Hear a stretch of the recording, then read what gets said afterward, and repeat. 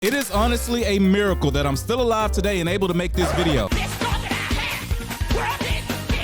because I have arguably one of the most dangerous jobs in the Navy. Now, you know what? The most dangerous job in the Navy. Majority of the rules that we have set for this job are written in blood, which basically means that these rules were created mainly because people died doing certain things. ABH, or Aviation Boatswain's Mate Handler, which is a long, convoluted title for basically saying we're aircraft directors. You know the guys that you see in movies with the wands dancing and jigging and shit? Yeah, that's me, but don't get it twisted. This job is extremely dangerous. There's so many ways that you can die in this job. So shout out to the future ABHs of the world, because on this video, we're going over the most dangerous jobs in the Navy.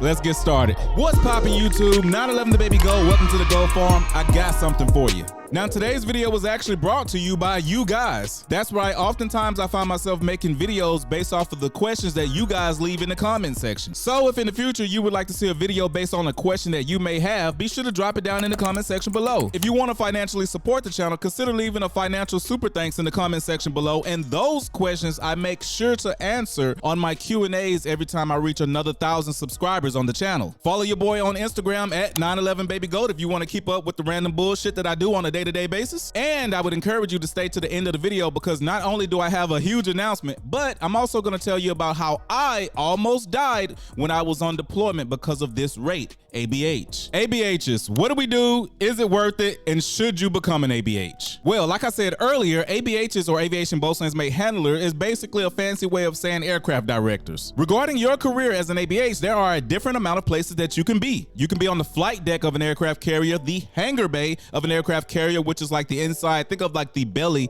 of the ship. Same goes with the ship in the amphib class. Or you can even be an ABH on shore duty and basically be directing planes similarly, but not as dangerous, but still dangerous, but not as dangerous, but still dangerous as you would on an aircraft carrier and an amphib. So you're basically an aircraft director at an airport. I'm gonna mainly be focusing on aircraft carriers because that's where ABHs really shine. When you become an ABH, you're gonna be known as what's called a blue shirt. Now, whether you're on top of the flight deck or whether you're in the hangar bay, for the most part, blue shirts do basically the same shit, because ABH's main job is to handle aircraft. When an aircraft is into its final parking spot, a blue shirt's job would basically be to secure the aircraft, or unsecure the aircraft if you about to move that bitch. To be honest with you, the job is so easy, a monkey could do it. I thought about making that a joke and making monkey sounds, but some told me that's just inappropriate to do. You have hereby been excommunicated from the African race. Now, as you progress in your career as an ABH, there are different routes that you can go. You can go into what's known as an elevator operator, which these guys are basically office bitches. They make their boss coffee, literally, that's not even a joke. They run elevators, and their job is to keep track of where every aircraft is in the flight deck and hangar bay. So basically, elevator operators got like this board that look like a goddamn Monopoly game and shit. And on this board, you basically have plastic cutouts of every aircraft that is on the ship, and every time an aircraft moves, they move the motherfucker where the aircraft is at. You can go tractor drivers. Tractor driving is where it's at.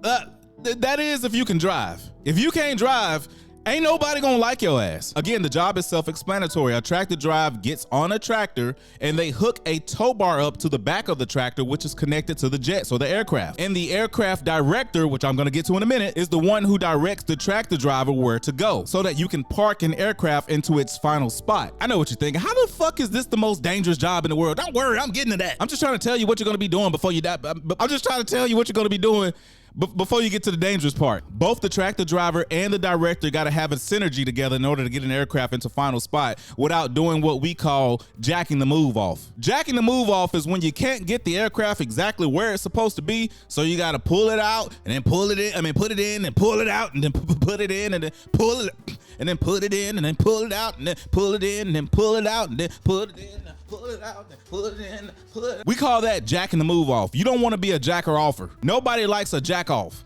Now, elevator operators and tractor drivers are still wearing a blue shirt. We just do not call them blue shirts. But once you go above that, you can go either crash and salvage, which is basically the Navy's version of a firefighter out to sea, or you can go aircraft director, which is the guys that you're gonna see in the yellow shirt. Their job is literally that, to direct aircraft. Whether that's an aircraft attached to a tractor or whether the pilot is in the aircraft himself and they're listening to our commands. Now, I went the aircraft director route. Typically what they do, if you're a big, strong, grizzly back, hairy motherfucker, they probably gonna put you in crash and salvage. Because in the case of a fire and they gotta get a body out, they need your big ass to carry that body out to safety. Now, I ain't a bitch or nothing, but I'll fuck around and drop your ass. I need to get in the gym a little bit. Now, if you ever become an ABH, what I would recommend that you do is you try to push to become both a yellow shirt and become a member of Crash and Salvage. Because the knowledge that you learn from both of these sides of the same rate, it will help you when it comes to advancement. The advancement rate for ABHs is already low, which means very few ABHs actually advance to the next level because the rate is typically so overmanned and they can only produce so many more ABHs to the next level. Which means that if you do want to go to the next level, it would behoove you to educate yourself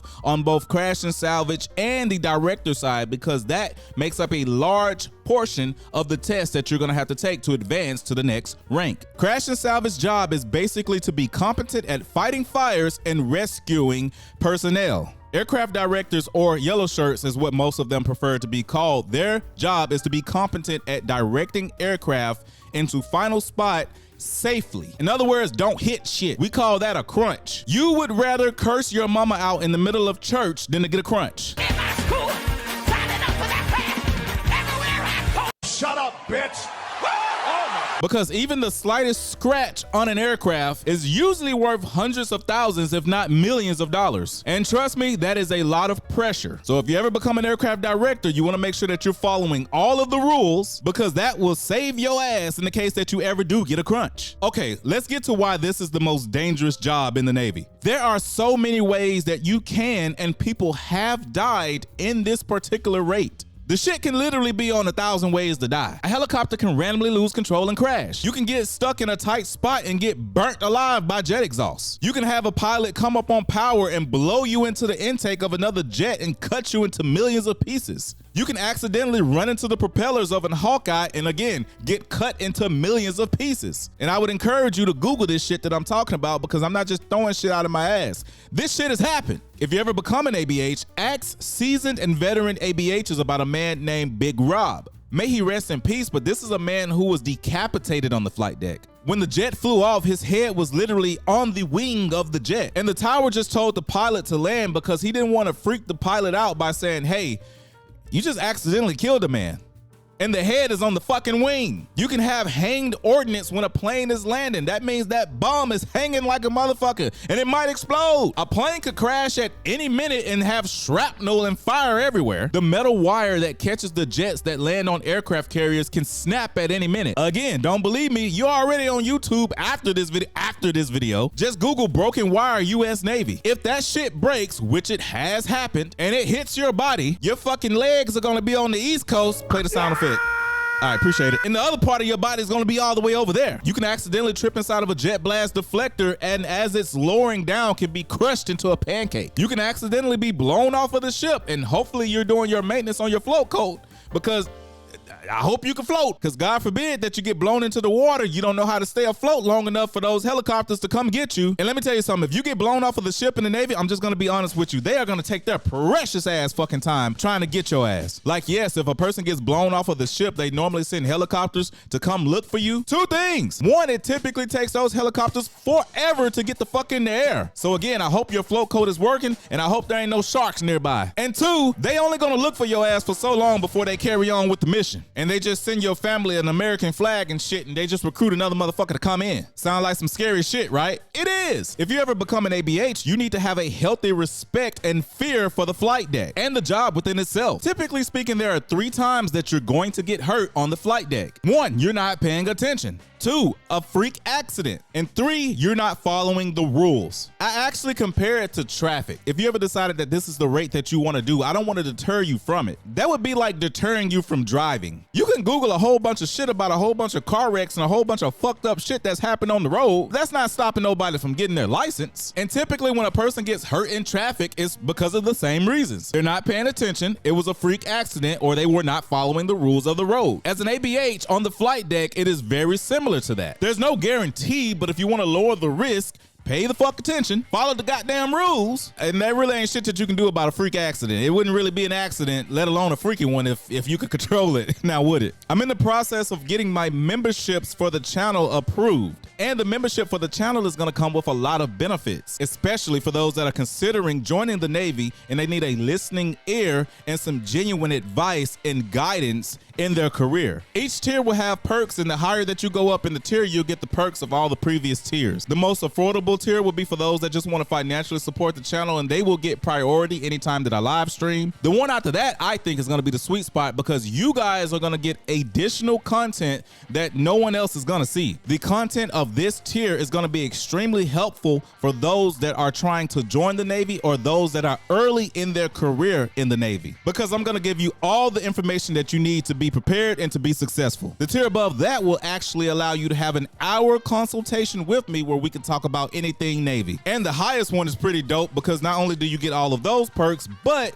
you can also be a guest on the DDT 14. As time goes on, I'll be adding more additional perks. I'm really excited about this, because it's not just a membership just for membership's sake, but I'm going to be giving you guys legitimate, good, helpful value. And I look forward to seeing you guys join, because it's literally going to be like a whole nother universe of content behind the different tiers. And obviously, I'm still going to make content and live streams on the original channel as well. I love all you guys. I just want to make sure that you guys that financially support the channel, that I can do my part in helping you advance in your career as well. 911 the Baby Goat, thank you guys so much for joining the Go Farm. Be sure to drop down in the comment section below. Let me know what you would like to see next. Feel free to financially support the channel with a super thanks if that's something that you're interested in. Follow me on Instagram if you want to see what I'm doing on a day-to-day basis, and be looking out for the channel membership. I am expecting that to drop within 2 weeks. I will see you guys on the next video.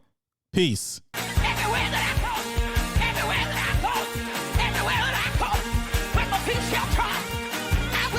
Okay, for you guys that were listening in the beginning and you stayed all the way to the end to figure out how I almost died as an ABH. So basically, to make a long story short, just know that I was told to do something that I should not have been doing at that particular time by the person that was in charge of me. It was an accident. Shit happens. But as we were crossing the flight deck, I noticed that there was a jet literally seconds. I'm talking about like 3 seconds from landing on top of us.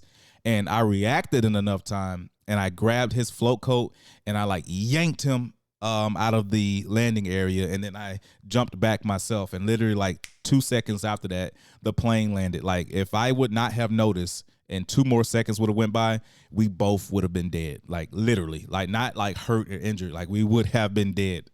And yeah, everybody on the entire flight deck was freaking out, and I was traumatized.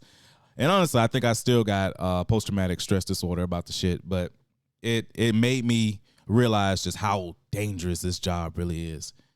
I'll probably go more into this story in a future day, maybe on the DDT 14 podcast. But anyway, 911 the Baby Goat, thank you guys so much for joining the Go Farm. I'll see you guys on the next video. Subscribe to the channel. Peace.